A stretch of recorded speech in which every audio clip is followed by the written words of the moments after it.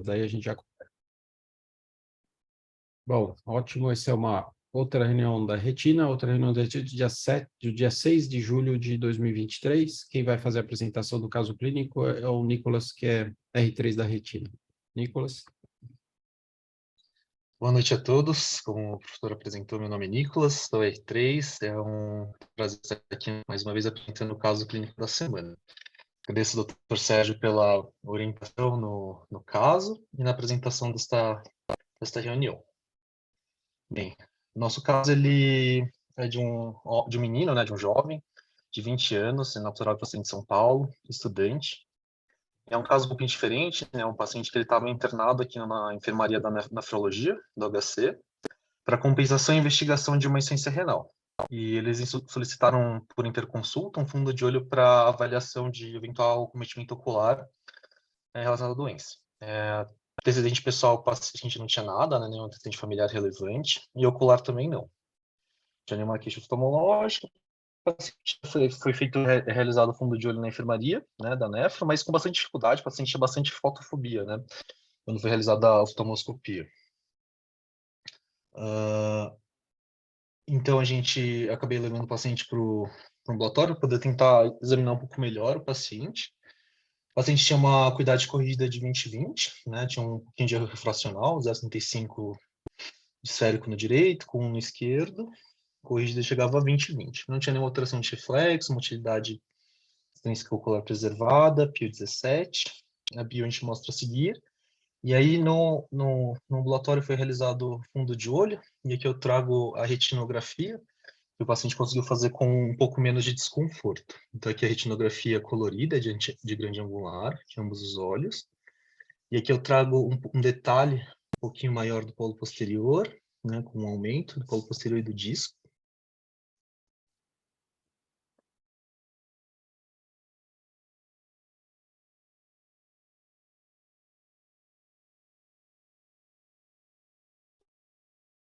E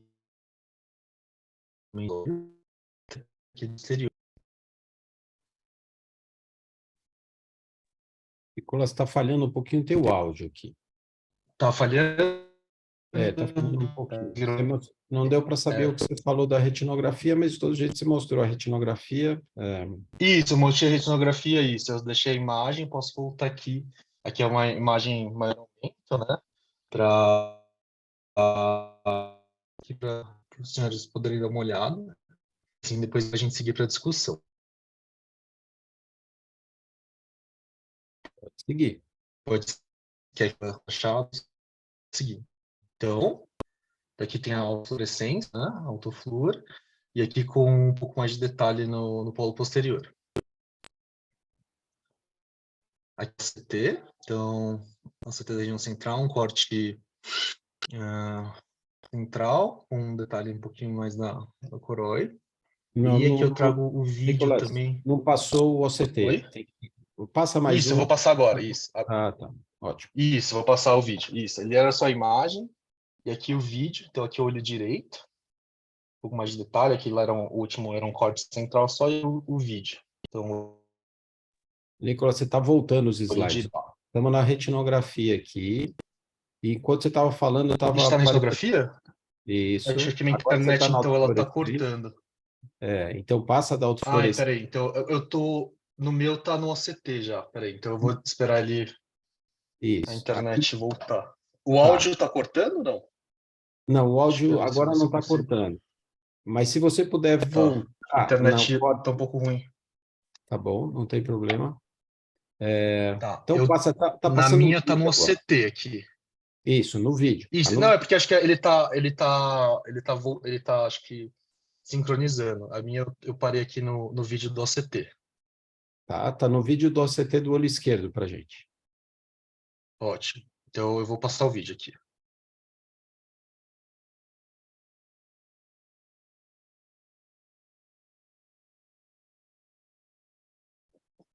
Tá lento mesmo, porque para a gente ele não está passando. Agora sim, agora está passando. Ah, Só tá para. passando isso.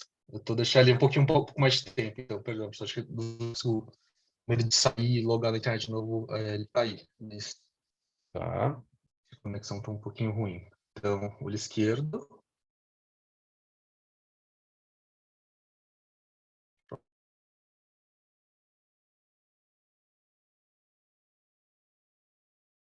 ter uma qualidade para gente boa, né, de 2020. Fobia, e foi solicitada uma avaliação complementar para sessão diagnóstica, né? Aqui eu trouxe as imagens que tiveram um pouco mais de alteração, né, detalhes, para a gente poder abrir para discussão. Perfeito, perfeito. Não Então, mostrou acho que ia mostrar a fala. foto da biomicroscopia, acabou não mostrando. Ele tinha cristais na córnea também? A gente vai mostrar depois. Vê o que você vê aqui na retina, Mauro. O que você vê aqui?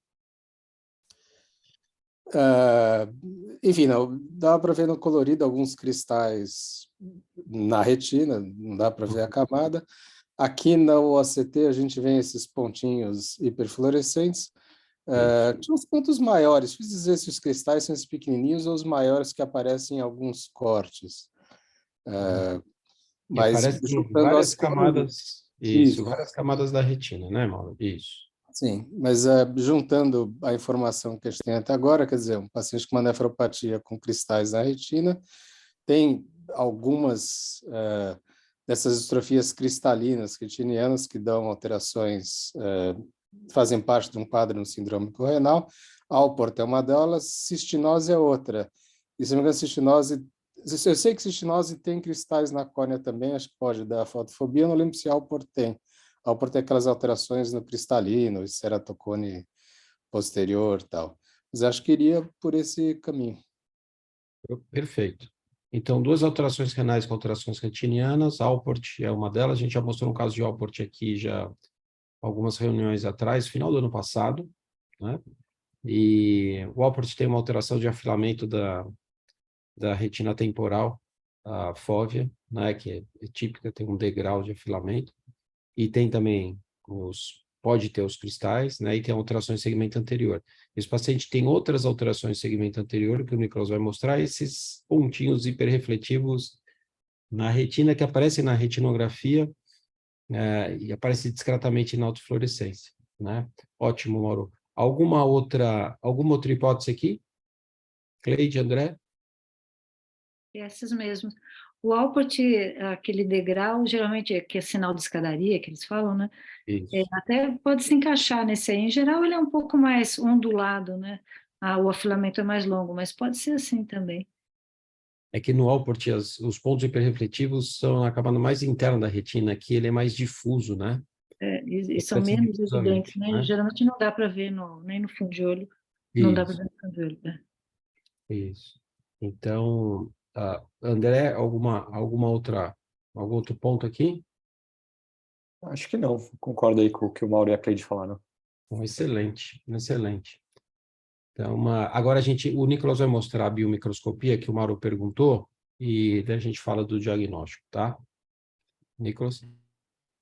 Isso, como o Dr. Mauro comentou, né, pediu a biomicroscopia, ele tinha vários sinais aqui na biomicroscopia, a gente conseguia ver depósitos cristalinos, né, na córnea, bilateralmente, né, difusamente em ambos os olhos, e também aqui a gente conseguia ver quando a gente fazia uma fenda, também na íris, a gente vê deposições de cristais em ambos os olhos. E, de fato, né, o paciente ele acabou com essa informação, né, o pessoal da nefrologia fez a investigação, tudo, e ele acabou fechando o quadro para cistinose nefropática infantil. O paciente teve uma evolução, né, teve uma insuficiência renal bastante grave, está internado ainda, e acabou, vai para o transplante renal, ou seja, transplante renal, por causa do transplante renal. Mas aqui para mostrar também os achados biomicroscópicos associados também aos achados da retina. Uma breve... Posso começar a revisão, professor? Não, então, só tá vendo, Mauro, como é bom você participar?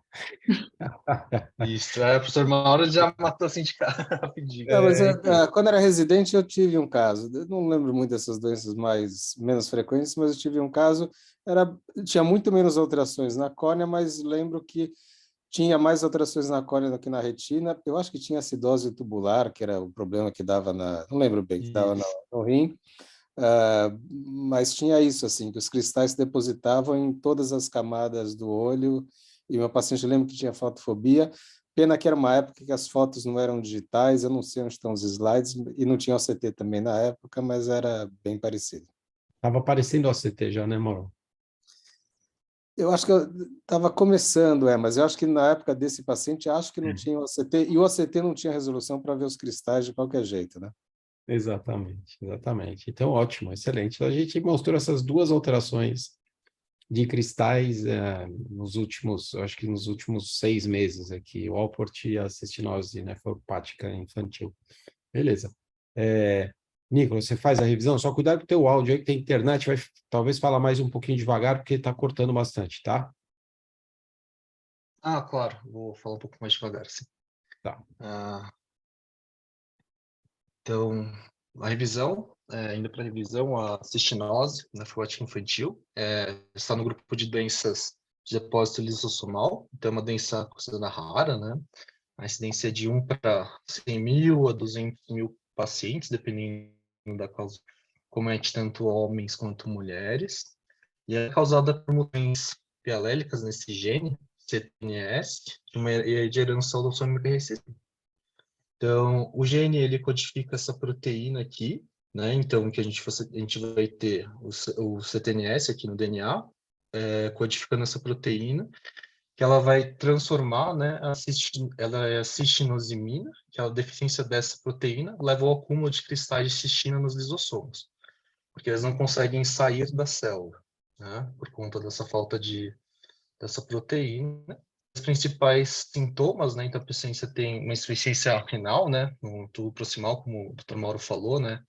Causa uma acidose, um distúrbio eletrolítico muito importante, né? Causa uma síndrome de Fanconi, o pessoal chama de síndrome de Fanconi. Causa uma fraqueza muscular muito intensa por conta do distúrbio hidroeletrolítico. O paciente tem bastante atraso de desenvolvimento, de estatura, peso.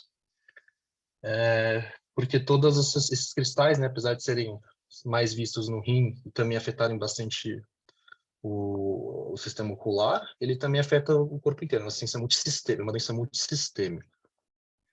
O diagnóstico dessa doença ela é clínico laboratorial e nos protocolos mais recentes eles também contam com a biomicroscopia, né, entra no protocolo de diagnóstico solicitar uma avaliação oftalmológica, essa deposição de cristais na córnea é quase que patognomônica, é muito característica dessa doença.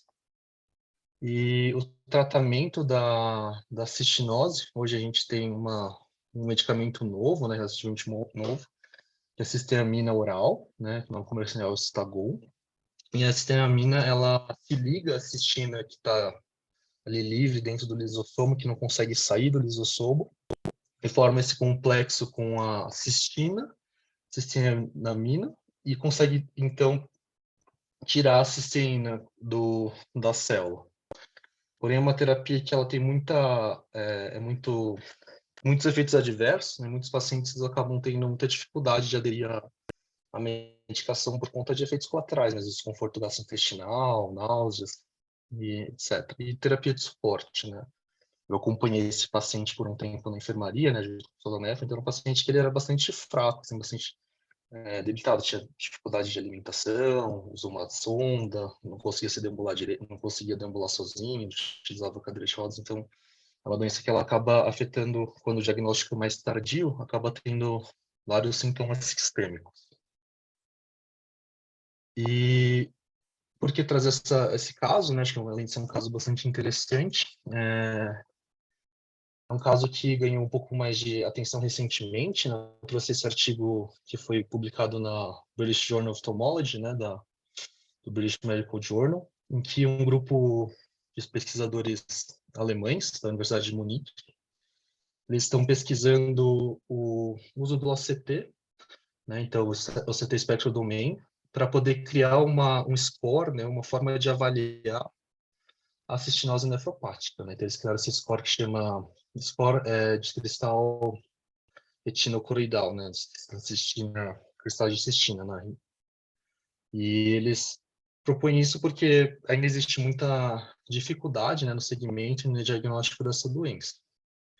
Foi publicado, inclusive, capa, né, da edição de fevereiro desse ano, do jornal, esse artigo em que eles apresentam pela primeira vez essa nova proposta de biomarcador para essa doença. Então, o que é esse score, né? Esse Retinocoroidal Cystine Crystal Score, habilidade RCCS? Então, é uma classificação semi-quantitativa dos cristais de cistina acumulados nas camadas da retina e da coroide, utilizando o ACT Spectral Domain, né? Como acho que foi comentado, né, Dr. Mauro, né, o ACT é um aparelho que vem cada vez mais ganhando mais definição e consegue ter cada vez imagens melhores, então a gente consegue ter quase que uma definição histológica, né, da retina, então tem uma definição muito boa e um exame muito pouco invasivo, então por isso da vantagem, né, e da tentativa dessa proposta de utilizar essa classificação.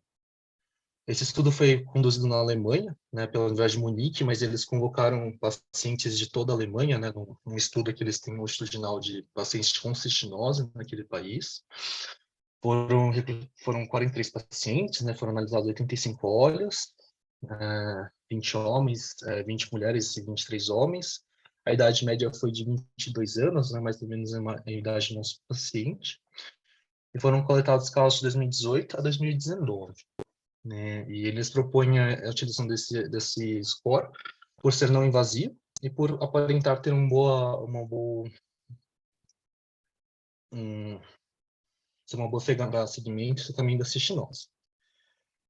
O que existe atualmente, né? Então, eles propuseram o RSCS contra o que a gente tem atualmente, né? Para quem estuda a cistinose, é dosar cistina leucocitária. Então, eles pegam do sangue dos pacientes e analisam os leucócitos para ver quanto que tem de cistina. Porém, esse exame, além de ser muito caro, ele é muito pouco disponível e a cistina leucocitária, ela varia muito. Então, é preconizado que o paciente faça esse exame depois de tomar o remédio, o Cistagon, e ele tem que ter um período de 6 horas para poder ter um parâmetro mais ou menos comparável. Então, acaba sendo um exame que ele não é utilizado na prática clínica, é mais utilizado em termos de pesquisa, mas apesar de ser o único exame existente validado, né? Outro score que foi proposto nos anos 2000 por Gael é o Corneal Cystine Crystal Score, que ele tenta avaliar fotos, né, de biomicroscopia, então o paciente seria avaliado biomicroscopicamente, tiraria uma foto, e essa foto seria comparada com o Atlas, que foi publicado, para comparar e estadiar esse paciente. Porém, esse score acabou caindo em desuso por ser muito subjetivo e por apresentar muita discordância interavaliadora. E daí a vantagem do OCT, por ser um dano mais objetivo, de conseguir tirar uma foto do paciente se sentir mais confortável, né, por utilizar o Near Infrared, o paciente não tem paciente, os pesquisadores, eles correlacionaram, né, viram uma complemento no paciente tratados vão tendo hora e também com a função renal. Eles tentam, né, foi uma primeira proposta, né, os autores ainda falam que devem ser feitos novos estudos, né, deve ser enviado para novos centros, né, para conseguir validar essa escala, mas eu acho que é interessante porque é uma nova proposta, né, de avaliação de um biomarcador não invasivo, de uma forma bastante elegante de conseguir seguir esses pacientes, né, que muitas vezes acabam sendo tratados, tomam remédio e não sabem se estão sendo tratados mesmo ou não, né, já que a função renal em si também ela só se manifesta em fases muito tardias da doença. E o que é o RCCS, né, de forma bastante resumida, né? Então aqui é do artigo deles, eles mostram fotos de pacientes exemplos das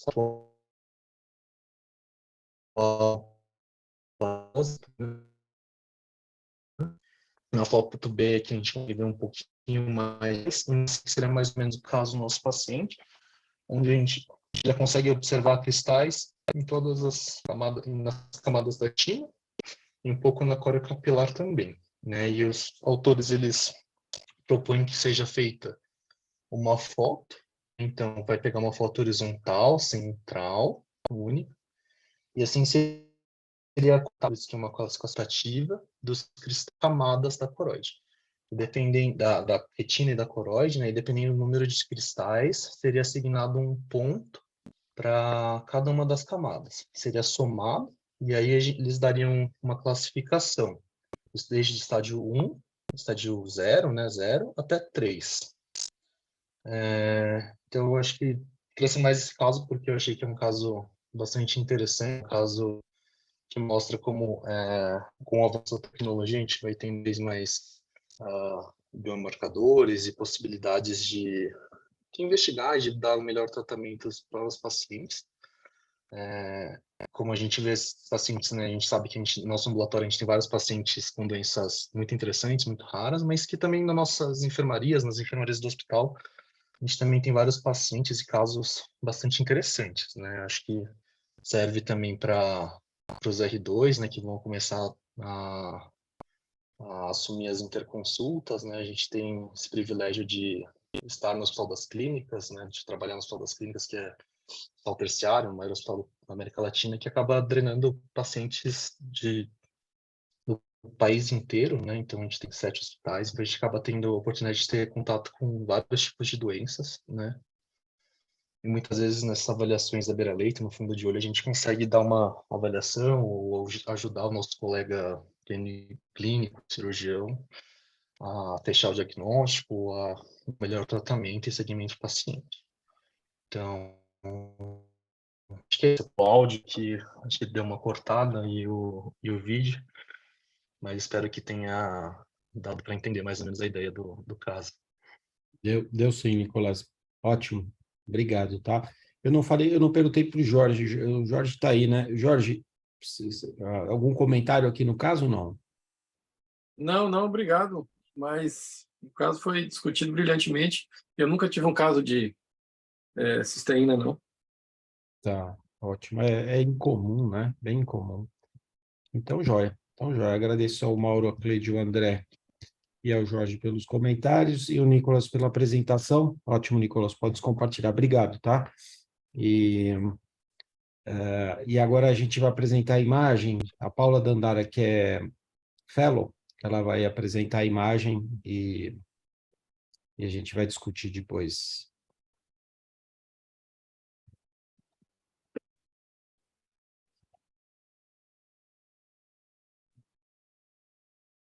Está sem áudio. Ou isso.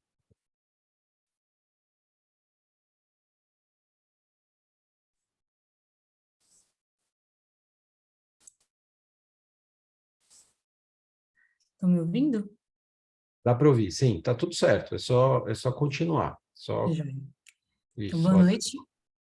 Meu nome é Paula, sou fellow de retina do primeiro ano. Hoje vou apresentar a imagem da semana. Agradeço ao Dr. Sérgio pela ajuda na elaboração desta aula e aos colegas pela ajuda na documentação do caso. Então, essa é uma retinografia de uma paciente, né, uma mulher de 30 anos, com acuidade visual corrigida de 20/20 parcial em ambos os olhos. Posso mostrar a retinografia de grande angular, professor? Pode mostrar. Então, aqui a retinografia de ambos os olhos. E já gostaria de abrir para hipóteses diagnósticas. Muito bem. Então, André, Cleide, Mauro e Jorge. Qual que é o diagnóstico mais provável aqui e os diagnósticos diferenciais? Lembrando que a paciente tem 20/20 tem 30 anos, tá? Bom, o aspecto... Pode falar, Cleide. Não, fala, Mauro. Não, eu queria falar, confesso que eu não sei, mas uma coisa que eu lembro é essas drusas coloidais, que tem esse aspecto assim mais homogêneo, mais arredondado, mas não lembro outro. Tá. Então, drusa coloidal é uma hipótese diagnóstica, que o Mauro lembrou. Cleide. São drusas, né? Eu imagino que tenha elevações de PR, e pelo tamanho ou forma lembra coloidal, mas também vai lembrar que as drusas cuticulares, né, as drusas do Guess, elas têm um dos padrões, dos fenotipos que eles chamam, que se associa a grandes drusas também. Acho que é o padrão fenótipo 3. Então, e que ocorrem, geralmente não tão jovem, né, mas principalmente em mulheres, aí na faixa dos 45, 50 anos, então poderia ser drusa cuticular com esse fenótipo que associa as próprias drusas cuticulares com drusas grandes, tipo coloidal. Perfeito. Então, olha, a hipótese aqui, da Cleide e do Mauro, são drusas de aparecimento precoce, 2 subtipos, ou um é drusa cuticular e outro é drusa coloidal. Jorge e André, algum complemento aqui? Eu só achei que para os 2 tipos de drusa, o paciente está bem jovem, eu pensaria em drusas familiares, ou Malatia levantinese. Certo. O paciente está muito jovem para Tá. ter tanta drusa assim, mas É, pensaria em drusa familiar. tá. Então, a Paula vai rever tudo isso, tá? Então, outro diagnóstico de drusa de aparecimento precoce, Malacia levantinese, que foi descrita num vale, né? Da Suíça. Vale levantinese suíço. Tá, a Paula vai falar tudo isso aqui, tem uma imagem super bonita disso. Então, uma outra hipótese no diagnóstico diferencial é a alterança. É incomum aqui, né, Jorge? A gente vê no Brasil essa manifestação, certo? Muito Mas raro no Brasil. é, Geralmente de paciente descendente imigrante. isso. Tá? É de um vale pequeno, uma região pequena que tem primos com casamento consanguíneos, então você acaba selecionando um gene com essa manifestação. Tá. Então, E aí malácia tem Oi, fala.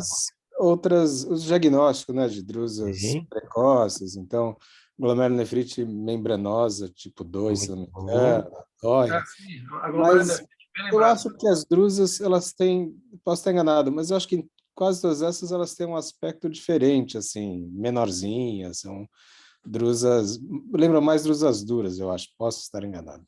Não, mas é isso mesmo. E tem a doença de depósito denso, né? Glomerulonefrite membranoproliferativa tipo 2, então são doenças sistêmicas. Essa paciente, né, Paula, não tinha nenhuma alteração sistêmica, certo? Não, professor. Ela foi para exame de rotina. Isso, não tinha nada sistêmico, nenhuma alteração renal, certo? Sim. Alguma outra hipótese aqui, André?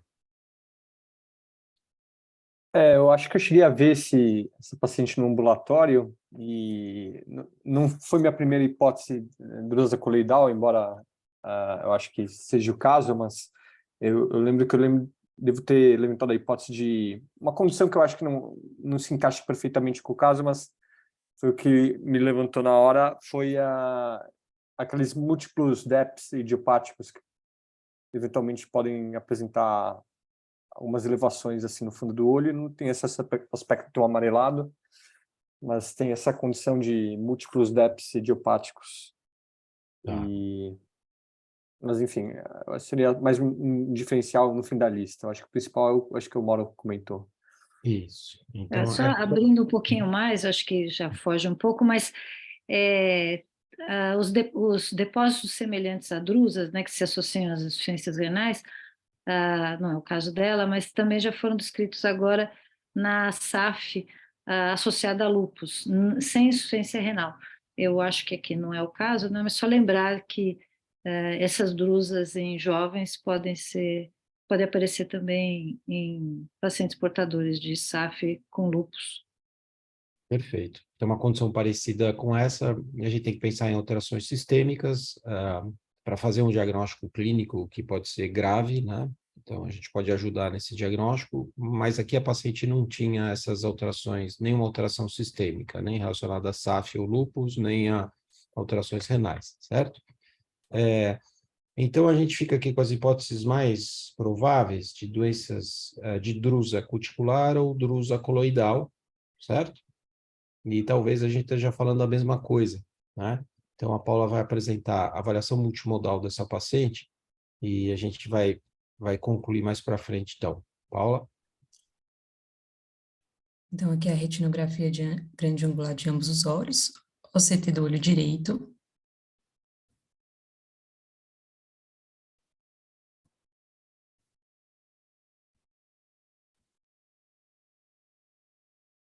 Do olho esquerdo.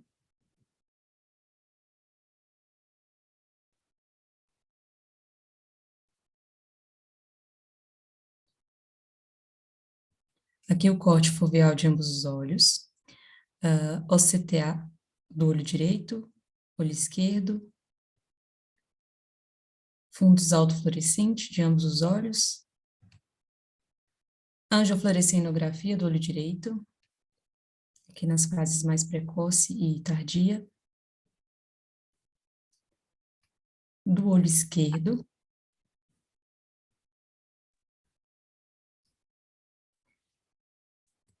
Paula, Oi? eu acho que a gente já pode ir comentando o diagnóstico diferencial da avaliação multimodal entre drusa cuticular e coloidal e depois você só resume na apresentação, né?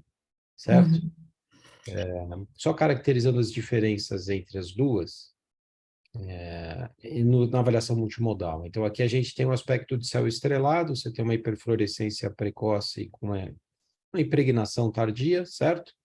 Mais sugestivo de drusa cuticular, mas você pode ir descrevendo, tá, Paula? Inclusive o OCT. Vai descrevendo e depois a gente comenta no final, tá bom? Assim, quer que eu volte, professor? Eu acho que é melhor, daí para o pessoal fixar bem, sabe, Tá. essas diferenças e semelhanças, né? Sim, mas na aula eu coloquei também os...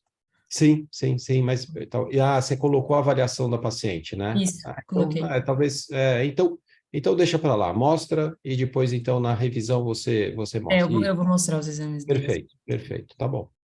E aqui em endocianina, então, nas fases precoce, intermediária e tardia, do olho direito, do olho esquerdo. E os próximos exames são dos familiares, professor. Mostro agora. Pode mostrar. Então, a gente avaliou também o exame de um irmão saudável, sem queixas, com visão de 20/20 em ambos os olhos. Então, essa retinografia de grande angular dele tinha mais essas lesões na periferia. Essa lesão aqui é um artefato, tá?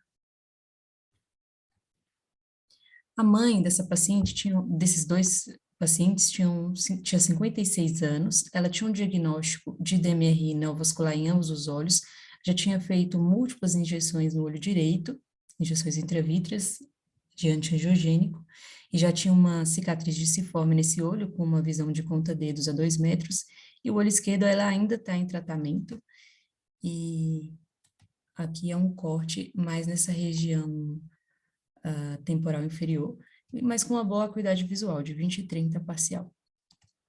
Aqui são os exames da mãe, na porção superior, fundos autofluorescente, a endocianina, e nessa porção inferior da tela, a angiofluorescinografia, todos do olho direito.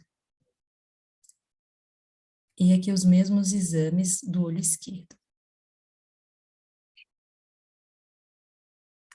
Era isso, professor.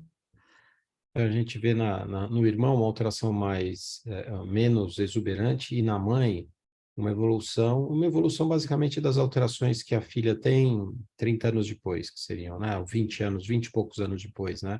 Uma alteração muito semelhante, mas muito mais grave, quer dizer, que o mesmo diagnóstico que a filha tem, são drusas cuticulares ou drusas coloidais, a gente vai mostrar aqui, está mais para drusa cuticular, né? Sendo a coloidal um subtipo de drusa cuticular, uma evolução, você vê como pode ser grave essa evolução, né? A mãe perdeu visão num olho por uma alteração, parece até uma atrofia geográfica ou uma sequela de uma membrana vascular, e no outro olho também tem uma membrana vascular, que é a evolução das drusas cuticulares. O drusa cuticular evolui com atrofia geográfica e com membrana vascular, né? No início se achava que as drusas cuticulares tinham uma evolução benigna, quando se começou a fazer esse diagnóstico e seguir os pacientes, viu que eles tinham uma evolução que poderia ser muito séria, como essa paciente tem, né? Eu acho que a gente pode, Paula, você fazer tua revisão, Certo. e depois no final você mostra aquele comentário, e daí a gente fecha comentando com todo mundo, tá bom? Ótimo, combinado. Tá, João. Então, vou fazer uma revisão sobre drusas de início precoce. As drusas, então, são depósitos focais de detritos extracelulares, que são localizadas entre o EPR e a membrana de Bruch, mais especificamente entre a membrana basal do EPR e a camada colágena interna da Bruch.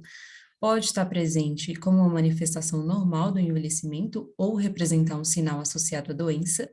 Processos bioquímicos acelerados ou modificados por fatores genéticos e ambientais podem culminar no surgimento dessas drusas e na sua progressão.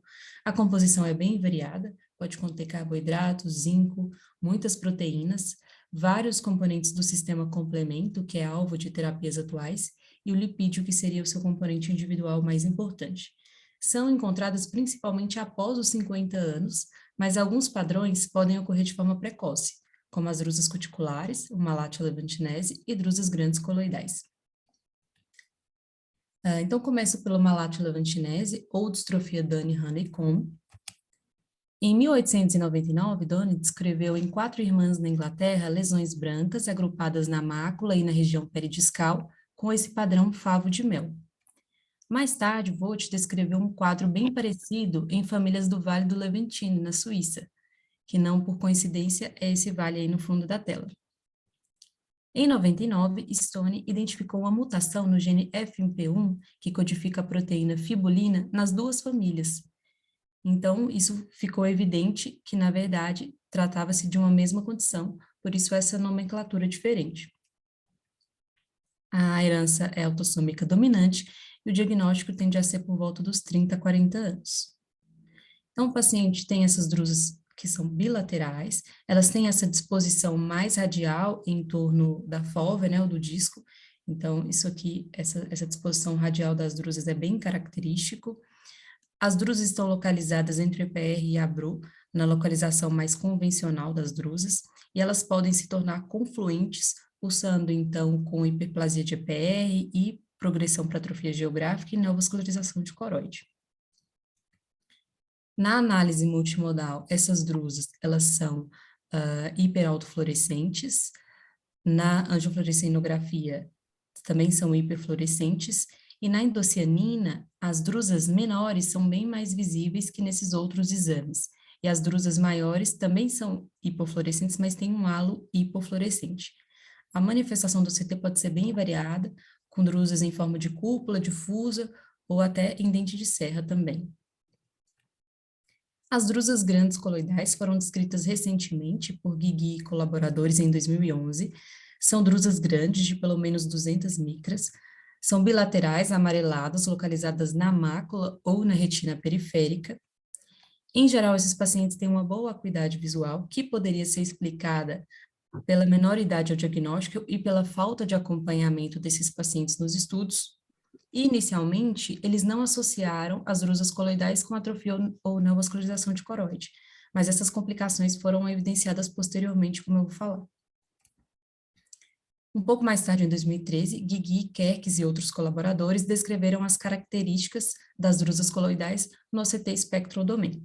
Então, eles selecionaram 22 olhos, e esses pacientes tinham drusas de pelo menos 250 micras, bilaterais, em pacientes com pelo menos menos de 45 anos. A média de idade ao diagnóstico foi de 35 anos e com acuidade visual de 20 e 25, que é bem compatível com a da nossa paciente. No OCT, era notável esses múltiplos descolamentos de EPR em forma de cúpula, com uma refletividade interna média e homogênea. E aqui eu trago o OCT da paciente, né, mostrando esse mesmo padrão, parecem DEPs, e no olho direito, a maior drusa dela, a largura tinha 210 micras, e no olho esquerdo, a drusa maior, 221 micras. Então, ela entrava ali no critério diagnóstico, né, que seria de 200 micras, mas não nesse artigo, que o valor de corte foi um pouco maior, 250 micras. Em relação à análise multimodal dessas drusas, então elas são drusas bem amareladas no fundo do olho, se localizam mais na região temporal afóvea.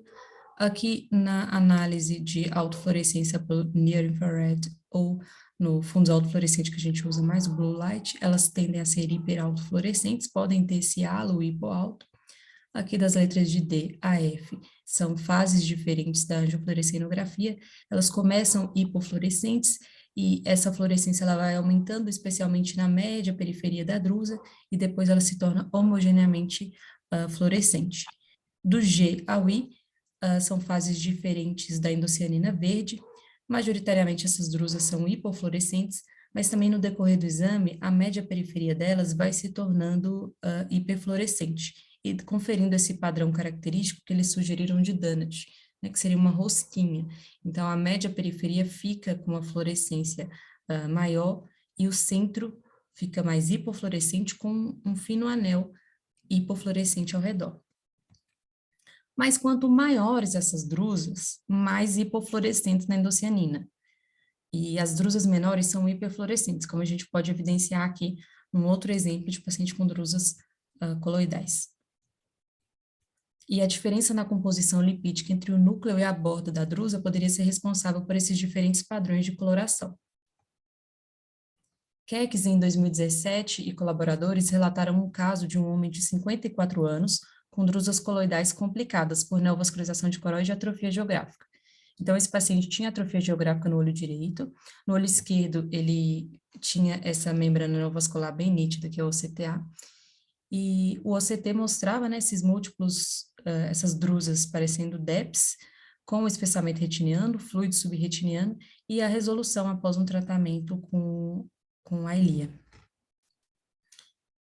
Então, esse relato é importante porque demonstra que essas drusas elas não podem ser encaradas como uma condição puramente benigna.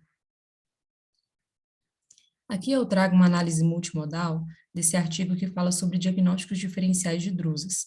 Então, essa é a análise multimodal de um paciente com drusas coloidais e eu coloquei aqui as imagens do paciente para a gente comparar. Então, na retinografia da paciente, também as lesões eram mais claras no centro, com um halo um pouco mais escuro. No fundo autofluorescente, um centro hiperalto, com uma borda hipoalto, e o OCT bem característico. Então, a gente pensou inicialmente em drusas coloidais, né, nesses primeiros exames, que são exames menos invasivos, até vir o padrão de céu estrelado na angiofluorescenografia. Então, que é característico das drusas cuticulares. Elas foram descritas em 77 por Guess, como pontos amarelados pequenos de até 75 micra, na mácula central ou na periferia, e tinham esse padrão de fluorescência de céu estrelado na angiofluorescenografia. Em relação ao genótipo, já foi identificado mutações no gene CFH. A história familiar pode ser positiva em até mais de 50% dos casos, mas isso pode ser variável com o estudo.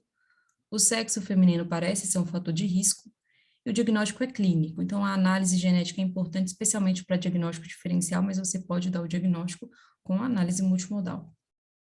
E a função renal nesses pacientes deve ser sempre monitorada, como já foi citado, né, por essa associação possível com glomerulonefrite membranoproliferativa tipo 2. Então, todos esses pacientes tinham uma função renal normal. A nossa paciente do relato também fez outros exames, como dismorfismo eritrocitário, albuminúria, todos os exames vieram normais. Então, tem alguns padrões que vêm à nossa cabeça quando a gente pensa em drusa coloidal, né? Então, no OCT, o padrão em dente de serra, essas elevações triangulares do EPR com a altura e a base da drusa semelhantes conferem essa congruência, esse padrão em dente de serra.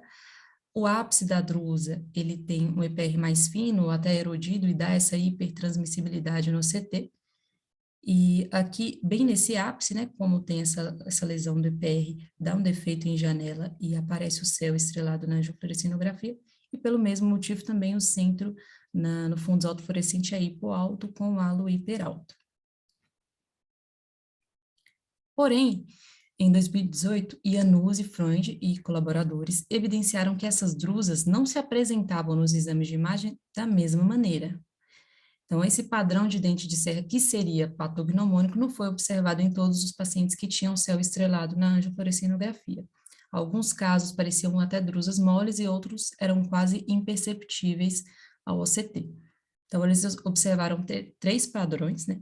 O padrão 1 seriam elevações bem rasas do EPR, com o conteúdo interno da drusa até difícil de discernir.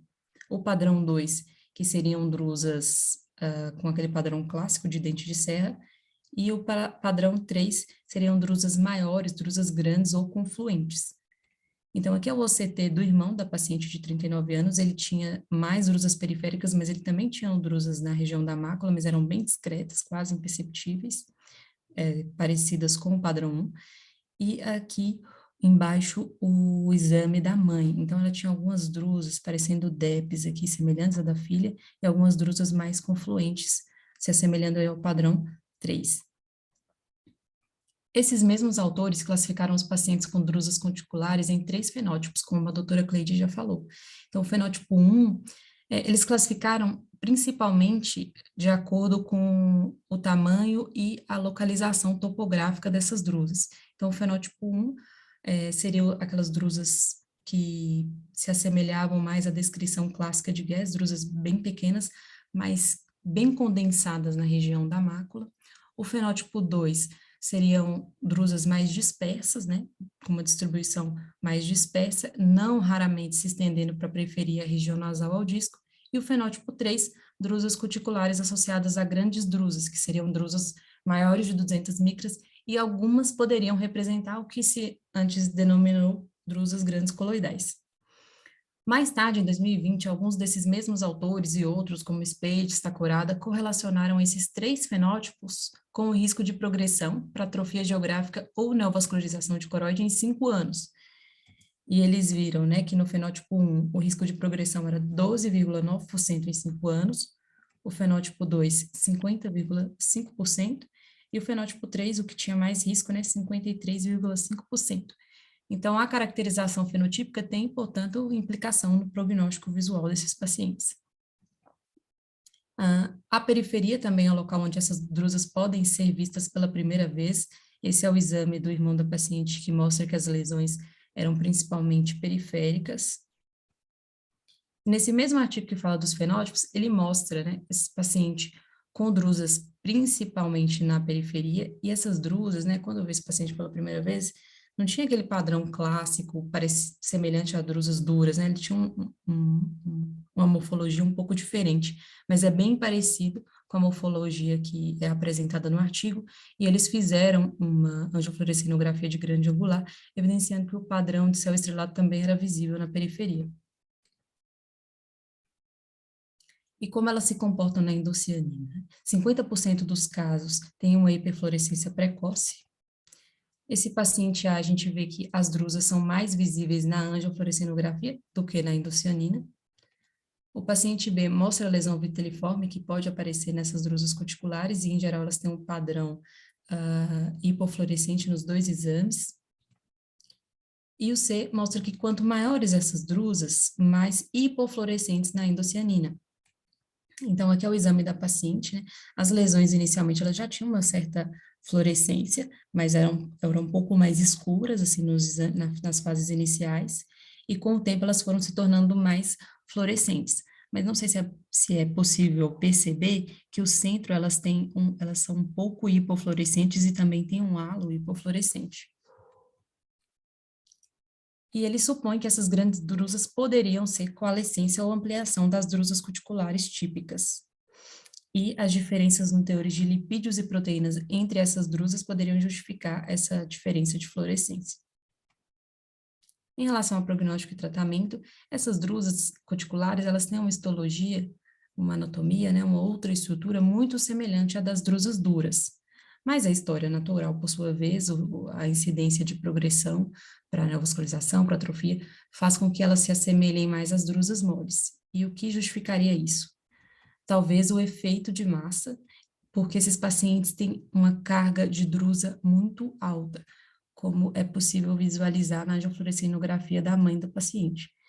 Então, essa carga muito elevada vai culminar em repercussão na retina, na PR, na corocapilar, prejudicando o metabolismo e a nutrição dessas células.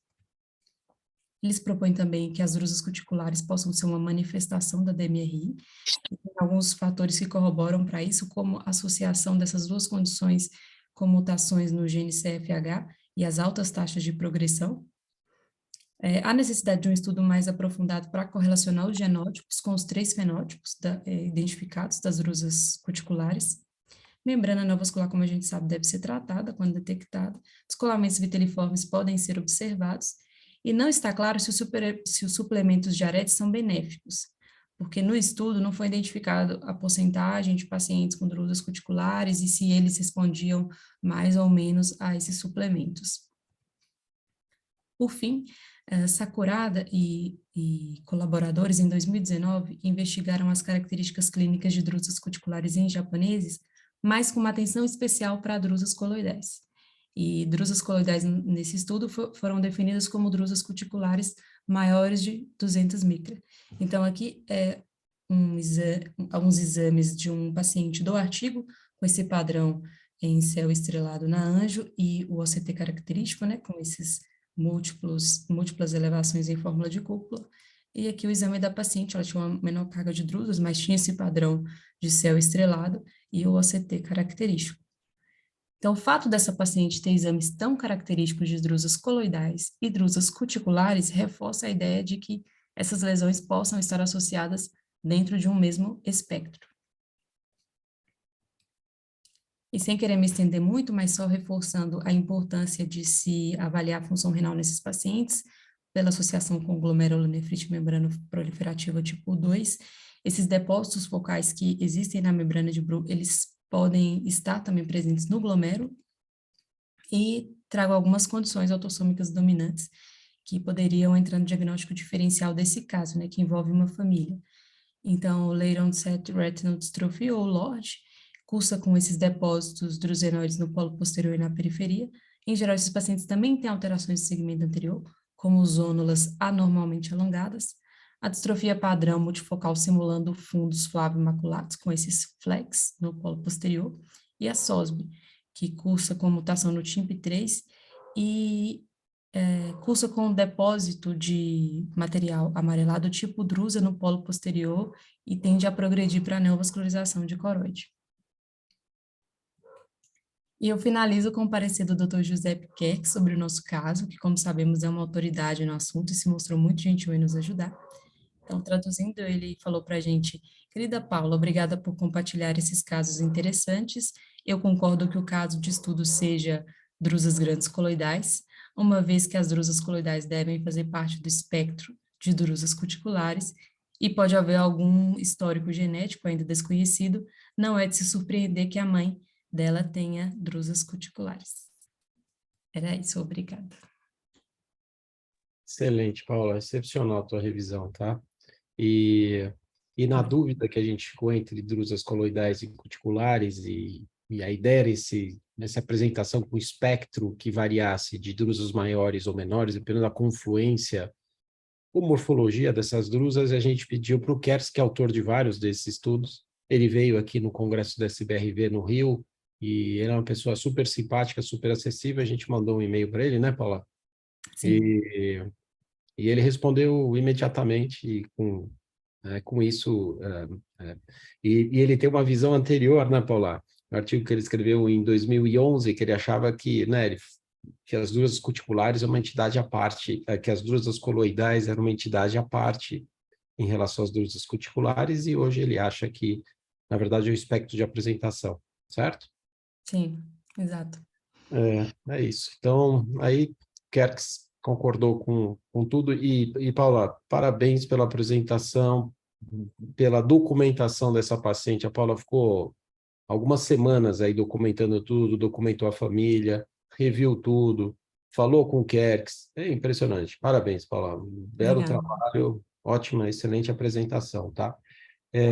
Cleide, André, Mauro e Jorge, algum comentário aqui? Não, só os parabéns para a Paula. Ótimo. Tenho dois. Um, parabéns para a Paula e para o Sérgio.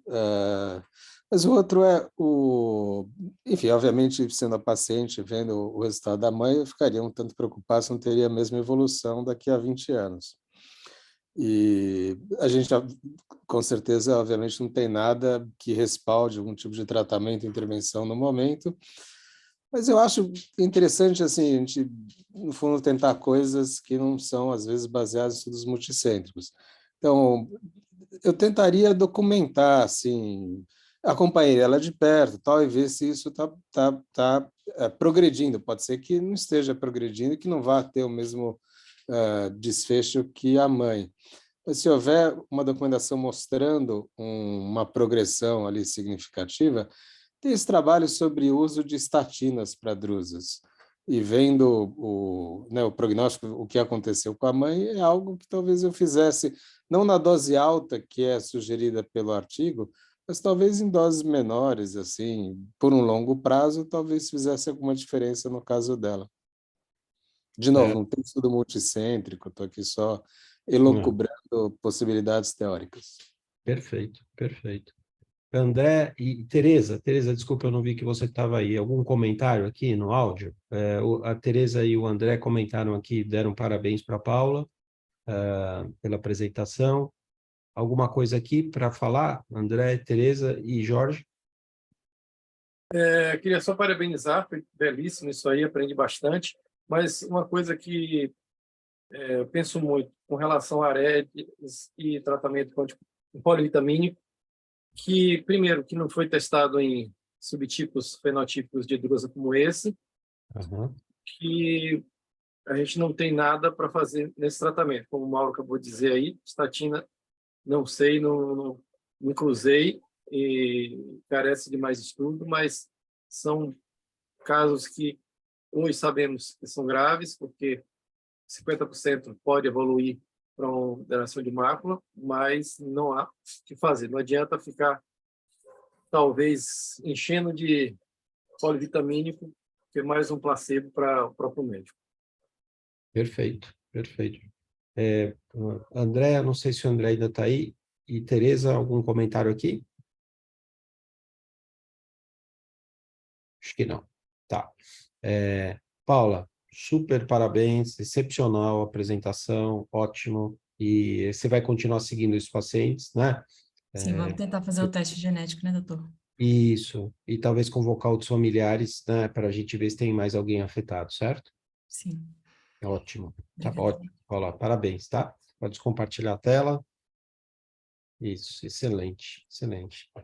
Então, vamos seguir. Então, a Fernanda Suzana, que é R1, vai apresentar o artigo que fala de um outro tema parecido, que são drusas extramaculares, e a correlação com evolução, o risco de evolução de DMR intermediária para DMR tardia.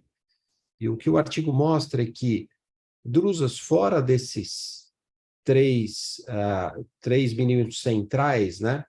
3.000 micra, centrais, elas não caracterizam, não são um fator de risco a mais para a evolução de uma DMR intermediária para a DMR tardia, né? Isso é um outro estudo do AREDS e a Fernanda vai detalhar. Então, Fernanda, pode começar. Obrigada, professor. Eu sou a Fernanda, sou residente do primeiro ano, vou apresentar o artigo dessa semana e gostaria primeiramente de agradecer ao professor Sérgio pela escolha do artigo e pela ajuda na apresentação.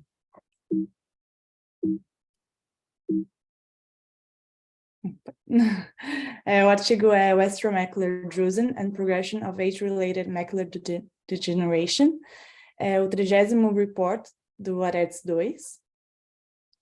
Então, a DMRI é a principal causa de cegueira em países desenvolvidos, e a Paula já mostrou vários achados, mas alguns dos achados clínicos são drusas, anormalidades do EPR, atrofia geográfica, descolamento do EPR, neovascularização de coroide e suas consequências, e cicatriz disciforme. A DMRI é classificada com base no tamanho das drusas, então a gente tem a DMRI precoce, que são múltiplas drusas pequenas ou poucas drusas médias, a DMRI intermediária, que são muitas drusas médias ou pelo menos uma drusa grande, e a avançada, que é a DMRI neovascular ou atrofia geográfica. O AREDS 2 foi um ensaio clínico randomizado multicêntrico para estudar os efeitos de suplementos orais na progressão da DMRI avançada, e aqui estão alguns dos suplementos usados no AREDS 2. O objetivo desse estudo foi identificar a prevalência das drusas extramaculares e seu papel na progressão da degeneração macular relacionada à idade, e ele foi uma subanálise retrospectiva da coorte prospectiva do AREDS 2. Nele foram inclusos participantes com alto risco de desenvolvimento de DMRI avançada, e os olhos com DMRI já avançada no início dos estudos foram excluídos porque era o desfecho primário desse estudo. Então, foram obtidas fotografias anuais de todos os participantes. Isso incluiu 3 campos com 30 graus centrados, um na mácula, outro na borda temporal do nervo óptico e outro um disco temporal à mácula. Esses são a imagem dos 3 campos usados. E a extramacular drusen foi definida quando tinham mais do que 5 drusas fora do grid central que eles usaram para definir a mácula, que era 2 diâmetros de disco.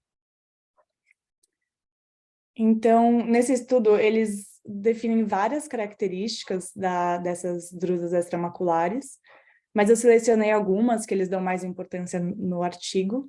Então, foi muito prevalente, 86,9% dos olhos apresentaram essas drusas extramaculares, mas apenas 20% tinham as drusas extramaculares separadas das drusas maculares. Então, 80% elas eram contíguas. Foi mais comum temporalmente e menos comum inferiormente, e a área das drusas era em mais de 50% dos olhos uma área pequena, com apenas 14,5 exibindo uma área maior ou igual a um disco. Então, relacionando um pouco dessas drusas extramaculares com as características dos olhos em que elas estavam, a gente tinha que olhos com AMD, eles tinham maior tamanho de drusas e maior área das drusas, além de um nível de gravidade basal do aredes maior, e isso foi significativo. Mas a acuidade visual nos olhos com e sem foi bastante semelhante, não teve significância nenhuma, e a progressão para DMR tardia em 5 anos foi observada em 35,8% versus 34,1% dos olhos com e sem MD. Fazendo uma análise de todos os riscos juntos no hazard ratio, os que foram significantes foram aqueles que já eram conhecidos, então a idade mais avançada, tabagismo atual, escala de severidade maior, 6 e 7 no AREDS, e pseudodrusas reticulares. Já as drusas extramaculares, elas não foram significativas. E quando ajustado para cada um dos fechos, então DMR tardia, atrofia geográfica e DMR neovascular separadamente, também não teve nenhuma significância. Então, indo para a discussão do artigo, as drusas extramaculares são um achado bastante comum, 87% dos olhos, e elas aumentam com a carga de drusas maculares. 80% delas eram contíguas com as drusas maculares, e no artigo eles pressupõem que isso se deve ao fato de que as drusas começam dentro da mácula e vão se estendendo para fora, e pseudodrusas reticulares contribuem com um fator de risco independente para a progressão do DMRI, mas a AMD não ofereceu fator de risco adicional àqueles que já eram previamente identificados para a progressão da DMRI. Algumas limitações desse artigo é que a região extramacular foi definida pela imagem padrão de 30 graus.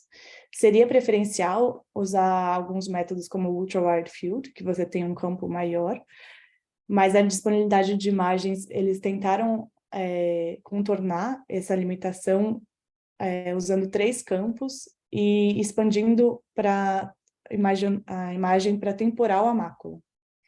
Além disso, a população do AREDS era, por critério de inclusão, como foi dito no começo, uma população com DMR intermediária que já estava em alto risco de progressão. Então, é improvável que nessa população incluir um fator como drusas extramaculares pudesse alterar a categoria de risco e se categorizar como um fator de risco independente.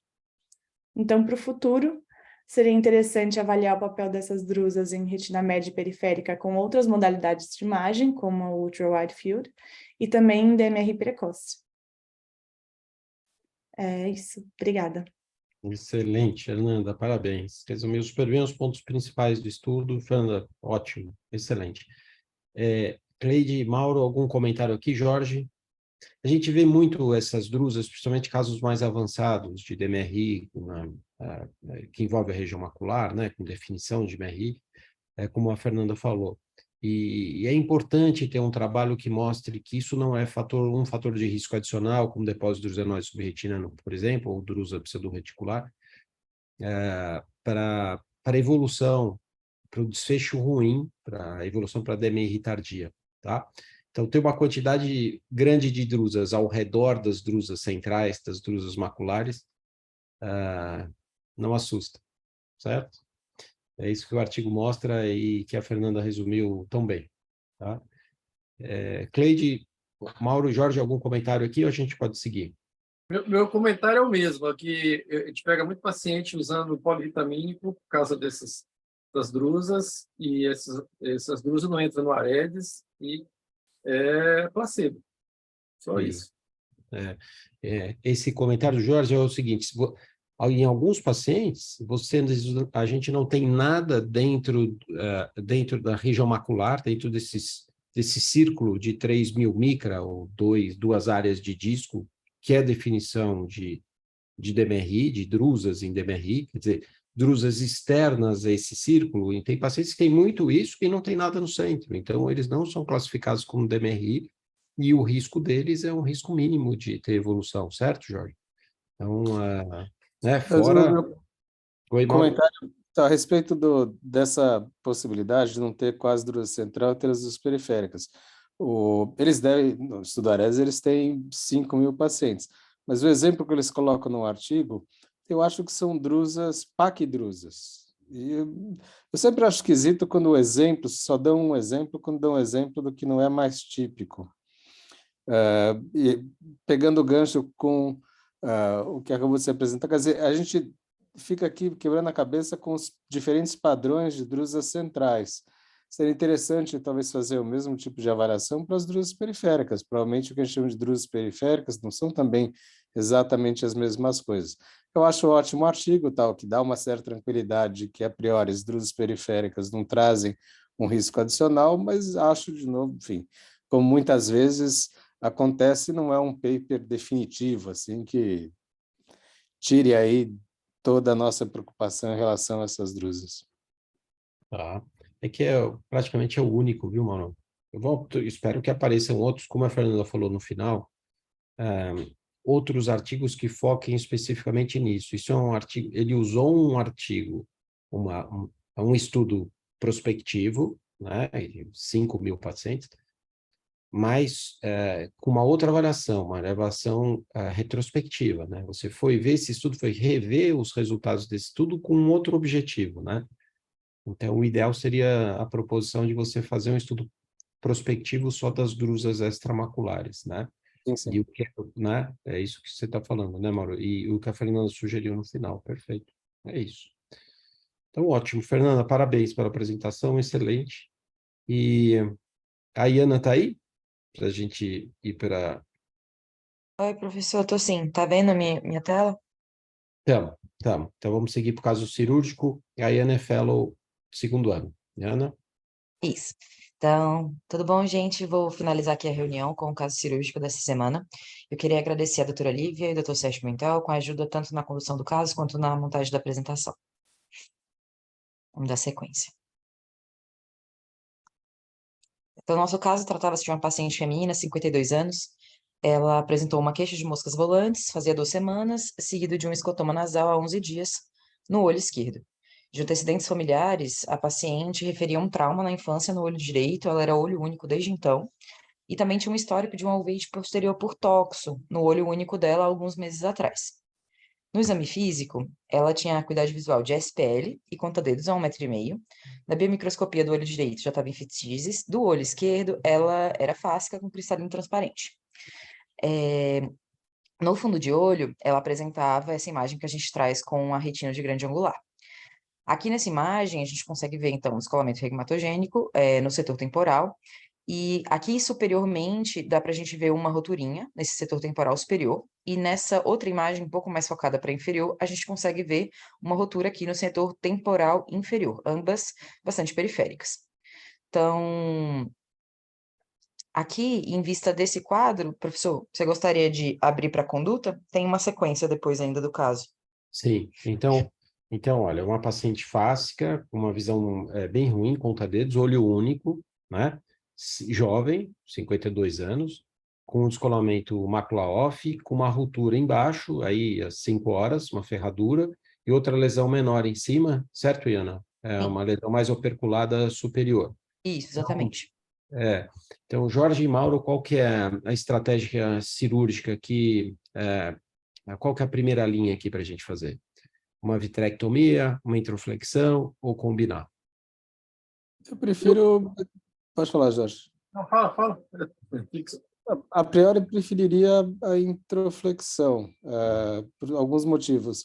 Excetuando, aqui, pelo menos na foto que está aparecendo agora na tela, bem às 3 horas, tem uma imagem que lembra um pouco o PVR. Na suposição que não é, eu prefiro fazer introflexão escleral, porque tem essa rotura inferior, gosto de ter um elemento ali introfletor se tem algo embaixo. 2, porque ela é jovem, fácil, cristalino transparente, eu prefiro fazer introflexão escleral. Eu confesso também que, em especial por ser possivelmente algo relacionado à inflamação e tal, eu sempre fico com medo se a vitrectomia complica, sempre complica um jeito muito pior do que se a introflexão complica. Então, no caso dela, se não tiver PVR, a priori eu preferiria fazer a introflexão escleral, talvez 180 graus, fazer o criolaser, e seria minha sugestão. Perfeito, perfeito. Jorge? Mesmo pensamento. Eu preferiria paciente jovem fazer um buckle. Já vi muito resultado maravilhoso.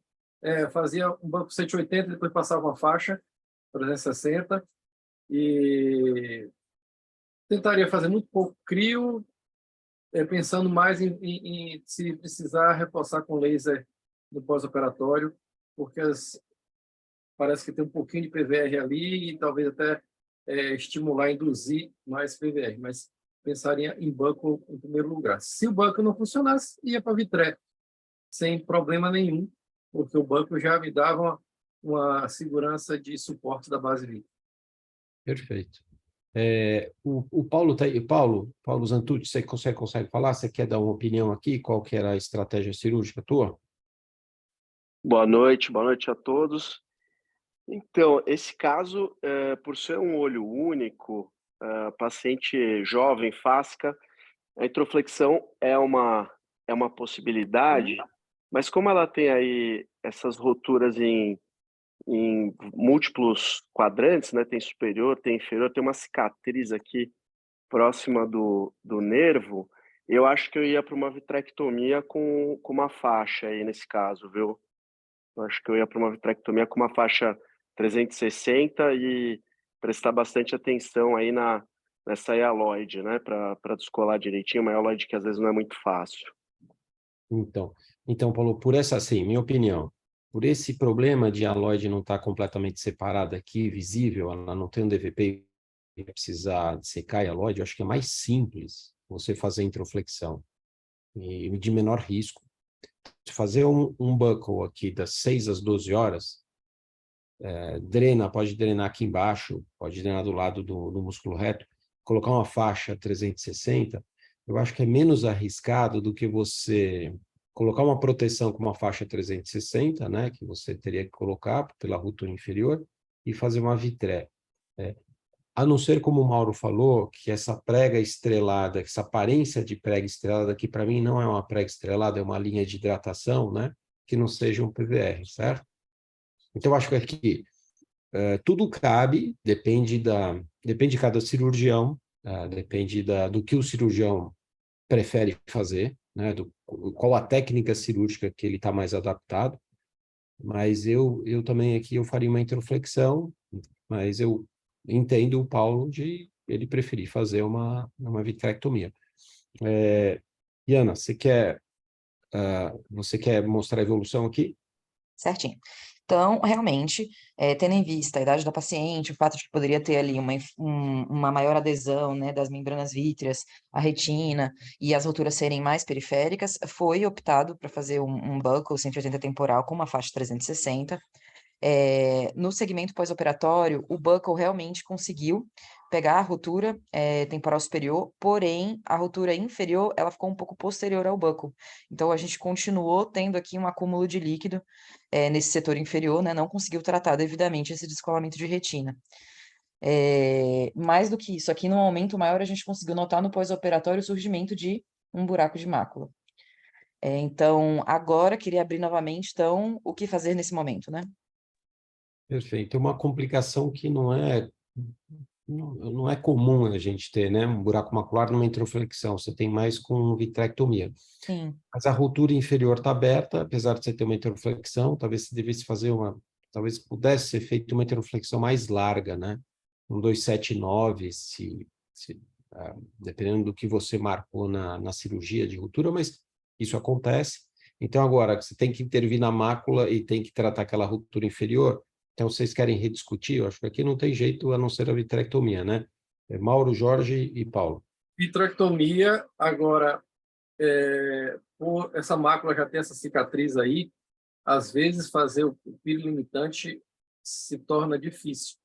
Eu já tive paciente com cicatriz em mácula, buraco de mácula, e tive muita dificuldade de tirar a limitante interna e fazer o peeling.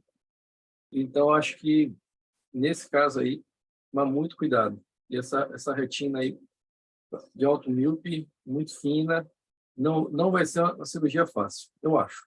O Paulo, para você, Jorge, para você tirar aqui a limitante, quer dizer, primeiro você tira, vê se a aloide está toda separada, aí você vai corar e você cora e tira mesmo com a retina descolada, ou você cora, assenta a retina com perflu e tira a limitante sobre perflu?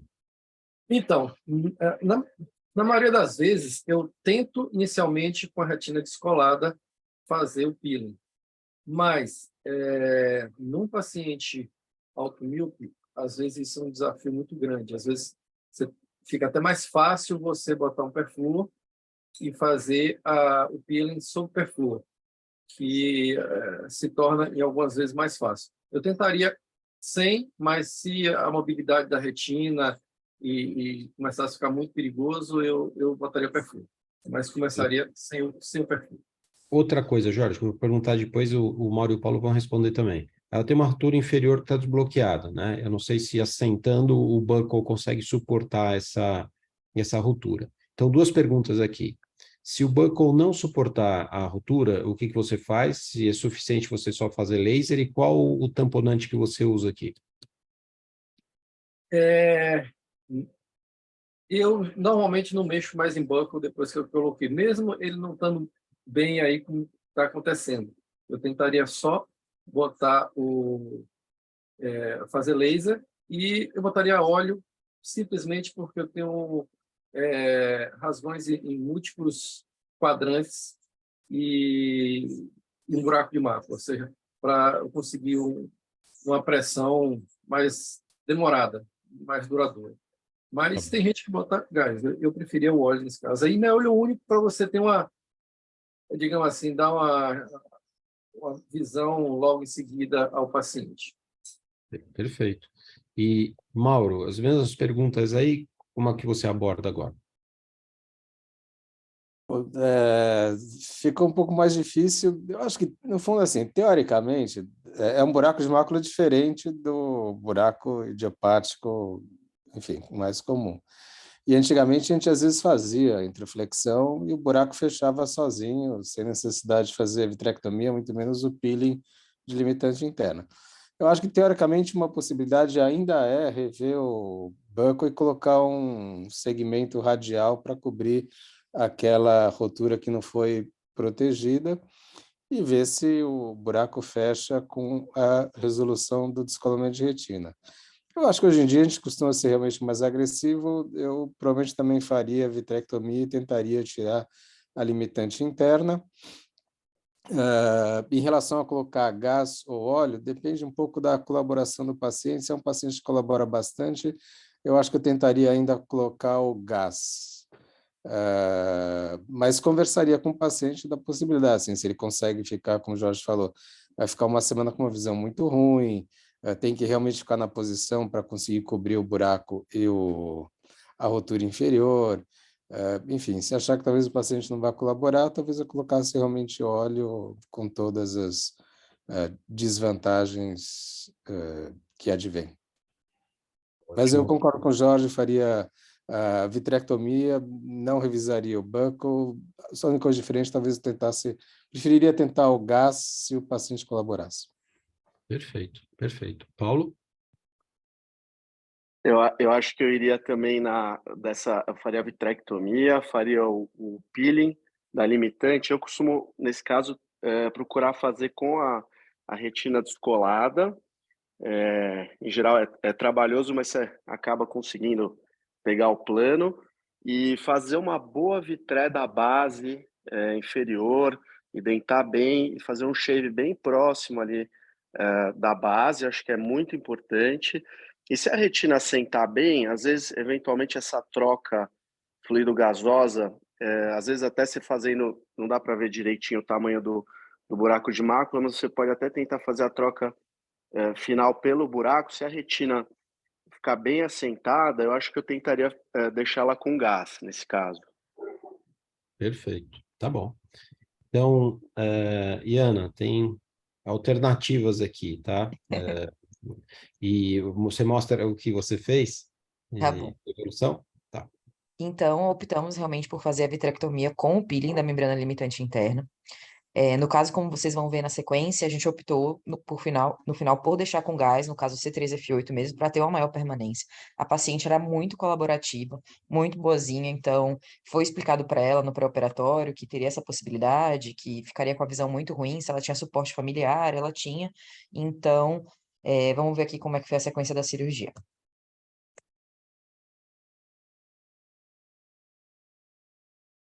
Então, vamos lá, né, para dar sequência nessa vitreia. Começando aí a fazer o core vítreo, ali já dá para a gente ver, né, o nosso buraquinho lá no fundo. Deu para notar que o paciente já tinha o DVP, a gente só subiu um pouquinho o plano. Optamos por já começar a fazer um pouquinho da base vítrea, mas não se delongar muito nesse momento, né? E partir logo na sequência já pro peeling. A gente não quis se delongar muito para não ter chance, assim, da córnea começar a ficar um pouco mais edemaciada, não ter nada atrapalhando nesse sentido. Então, corando com azul brilhante. Aí vamos aspirar, dá para ver que conseguimos corar bem a limitante interna. A gente optou por fazer sob perfluor, para ter ali uma cirurgia mais controlada.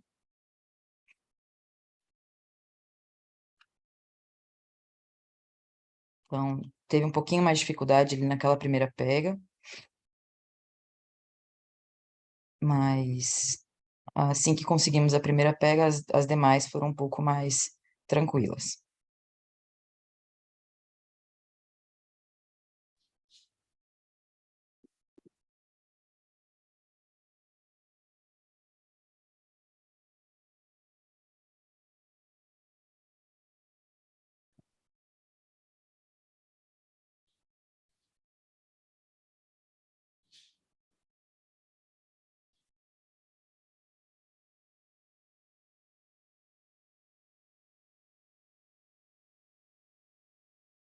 A gente acabou não querendo se estender muito ali para aquela região da cicatriz, porque poderia ter uma adesão muito intensa. Então, a gente usou como limite ali a região da cicatriz. E aqui é a última pega agora já. Então, terminado o nosso peeling, a gente realmente, como foi comentado, partiu para uma base bem minuciosa, né? Tratava-se de um caso que era um descolamento regmatogênico, então a gente caprichou bastante na base vítrea, fez um shaving bem pertinho, principalmente ali na região das roturas inferiores. Aqui eu vou dar uma aceleradinha nessa parte da base vítrea. E fizemos a troca pela rotura inferior mesmo. Assentou super bem. A rotura, na verdade, ela estava na descendente do buckle, né? Então, ela tinha ali um suporte do buckle. Então, a gente fez a troca, partiu para fazer um laser caprichado ali na região das roturas, tanto inferior quanto aquela rotura mais temporal superior, e conseguimos fazer a troca com gás, com C3F8 mesmo nesse caso, deixamos a paciente fazendo face down, e vou mostrar aqui a sequência do segmento. Alguém quer fazer algum comentário agora? Eu acho que está ótima a tua técnica, parabéns. E eu acho que a gente pode comentar em seguida, Ana, se você quiser mostrar Tá o bom. resultado, mas você fez exatamente o que a gente tinha comentado aqui, tá? Perfeito, excelente. Então, na sequência aqui, eu vi a paciente agora essa semana, com 1 mês e meio da cirurgia. Ela está com a visão com correção de 0,2 parcial. A gente conseguiu ver que ficou, o laser já está bem pigmentado, a rotura aqui inferior tá pegando a descendente do buccal, tá conseguindo ser indentada, e aquela rotura temporal superior também bem dentadinha, toda a retina assentada e sem nenhum sinal de PVR, né? Ali era só realmente algumas dobras, não tinha PVR nesse caso.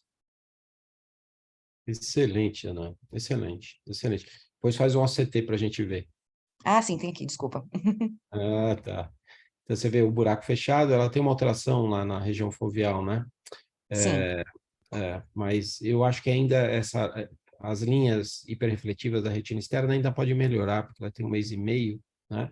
Sim, Se não melhorarem, tudo bem, ela vai ficar com essa visão, mas a visão é muito melhor do que o conta-dedos a 1,5 metro que ela tinha, né? sim. Excelente, excelente a técnica. Vamos ver os comentários aqui. Quer começar, Jorge? Então, foi excelente a técnica dela. Ela mostrou que a primeira pega ali na hora que você vai fazer o peeling sobre o perfluor é o mais difícil, porque você conseguir levantar a abazinha do limitante, mas com o perfluor facilita. E ela evitou a região de maior adesão, que seria aquela cicatriz ali que podia ter muita tração, podia se puxar com muita força e fazer um rasgão. Então, foi Isso. muito inteligente dela fazer dessa parte. Uma cirurgia elegante, bonita, e ficou super bem com gás. A paciente colaborou e conseguiu fazer um resultado excepcional, 0,2 para o paciente desse aí, com tudo que aconteceu. Ainda vai melhorar mais. Isso aí, nos próximos 2, 3 meses, ela não consegue ir para um 0,3, 0,4 de visão. Concordo. Mauro? Não, parabéns, nada a acrescentar. Super bom mesmo. Excelente. Paulo? Não, só parabenizar mesmo, ótima condução, ficou lindo o caso. Perfeito. Iana, você vê como o buckle inferior ajuda nesses casos? Você tem uma ruptura lá 6 horas? Sim, Quer com dizer, certeza. você tem... Tudo bem que ele não estava no leito do buckle, mas ele estava na descendente do buckle, então tem um suporte para você aproveitar o gás no pós-operatório. Se não tivesse nenhum elemento aí inferior, você podia ter um redescolamento nessa área, né? E até formar um PVR embaixo depois, na sequência. Lembrando que o Então, branco não é só para bloquear a ruptura, mas ele também diminui a possibilidade do vítreo contrair e tracionar, né? sim. Então, é importante, nesses casos com rupturas inferiores, você ter um suporte, né? Na microflexão. Então, parabéns pela técnica, Iana. Tua remoção do limitante interno sob tua remoção do limitante interno sob o perflu é excelente e não é simples de fazer. Eu prefiro fazer assim, porque senão a retina ela fica levantando quando você puxa, mas cada um se adequa melhor a uma forma. E a tua dissecção está excelente. A tua ideia geral do que você tinha que fazer na cirurgia está perfeita. Você tinha que bloquear aquela ruptura inferior, ver se não tinha PVR associado, complementar o tratamento na ruptura superior. Eu concordo com você deixar gás na situação que estava. Se você tivesse, por exemplo, que dissecar um PVR, se aquela região temporal fosse um PVR, talvez eu pensasse fazer uma retinectomia naquela região ou dissecar só o PVR, daí você teria que deixar com silicone. Mas do jeito que estava, sem PVR associado, rupturas bloqueadas, né? E o buraco macular tratado, acho que foi ótima opção de você deixar o gás, né? Então, excelente. Parabéns, Iana. Parabéns, tá? Ótima cirurgia, ótimo resultado. Obrigada, professor. Eu que agradeço você. E eu queria agradecer, então, ao Mauro Godibal, o Jorge Rocha, o Paulo Zantucci aqui pelos comentários da cirurgia. Agradecer a Iana que apresentou, agradecer a Fernanda Suzana que apresentou o artigo, apresentei a Paula Dandara que apresentou a imagem da semana, agradecer também o André Creus, a Cleide Machado e a Maria Teresa Bonanomi, que fizeram os comentários também das imagens e do caso clínico, e o Nicolas, que apresentou o caso clínico, tá? Então, obrigado a todos. E quinta-feira que vem tem mais, a Cleide vai coordenar, que vou tirar férias para as próximas 2 semanas, e daqui 2 semanas quem vai coordenar vai ser o Mauro Godibal, tá? Ótima sexta e ótimo fim de semana para todos, ótimas férias para mim, e eu vejo todo mundo em 3 semanas, semana que vem a Cleide está aqui coordenando, tá? Um abraço.